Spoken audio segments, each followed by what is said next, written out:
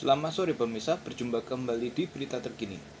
Pemirsa, saat ini kasus penipuan sedang terjadi kembali, di mana pada kasus ini PT Antam yang merupakan anak perusahaan BUMN sedang berkonflik dengan salah satu pengusaha asal Surabaya yang bernama Budi Said.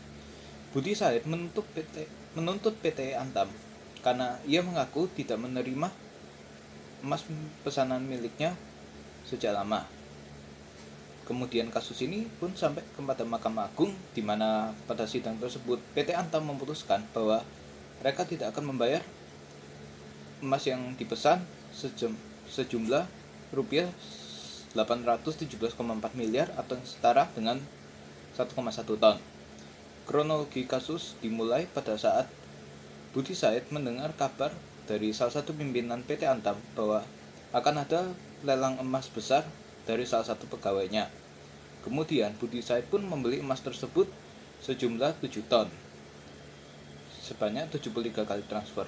Namun saat ini ia hanya menerima pesanan sebanyak 6 ton dan 1 tonnya lagi belum ia terima. Kasus ini pun ia kemudian tuntutkan kepada pengadilan negeri dan kemudian menang. PT Antam yang tidak menerima mengajukan banding kepada Mahkamah Agung, sehingga akhirnya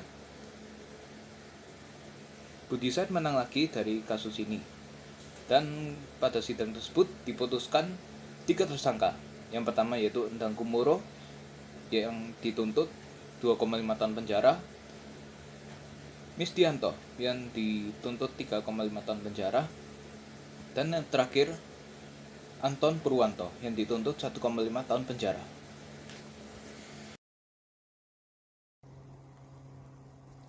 Pihak perusahaan Antam tidak terima dengan hasil keputusan pengadilan. Mereka menyatakan bahwa mereka sudah memenuhi semua hak dan kewajiban mereka atas seluruh transaksi, dan barang bukti telah diserahkan kepada pihak berwajib. Mereka juga menyatakan bahwa semua uang yang dibayarkan dipastikan mengacu kepada harga resmi yang berlaku saat transaksi, dan mereka tidak pernah memberikan promosi diskon harga.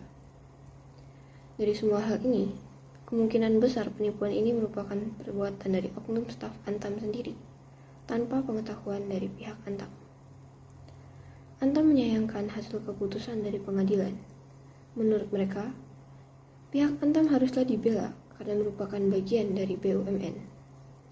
Ini menunjukkan sikap tidak profesional dari Antam, yang mengabaikan kesalahan dari pihaknya atas kelalaian dalam mengawasi stafnya. Kasus ini menyebabkan rusaknya nama baik Antam di mata masyarakat dan pelanggannya, serta mengurangi hasil penjualan dari produk Antam. Antam sebagai salah satu BUMN terkemuka di Indonesia seharusnya melakukan pengawasan yang ketat dalam sistemnya. Kelalaian ini tidak akan terjadi jika Antam mengawasi tiap cabang dan pegawainya dengan baik dan ketat.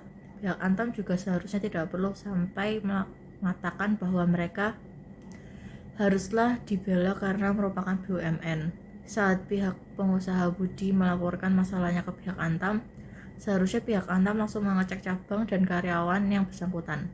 Dan jika memang terbukti pihaknya bersalah, seharusnya minta maaf dan diselesaikan secara damai sebagai bentuk tanggung jawab dari pihak Antam. Namun, di sisi lain, pembeli juga seharusnya bijaksana dan tidak langsung tergiur dengan berita atau promosi diskon yang ada. Pembeli tidak boleh langsung percaya, namun seharusnya lebih kritis dengan memeriksa kebenaran informasi tersebut.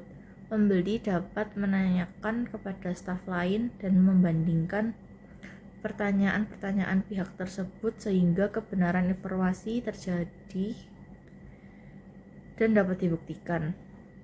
Dengan menyatakan suatu informasi kepada pihak terkait, maka pembeli bisa mendapatkan informasi yang jelas terkait berita atau promosi diskon yang ada.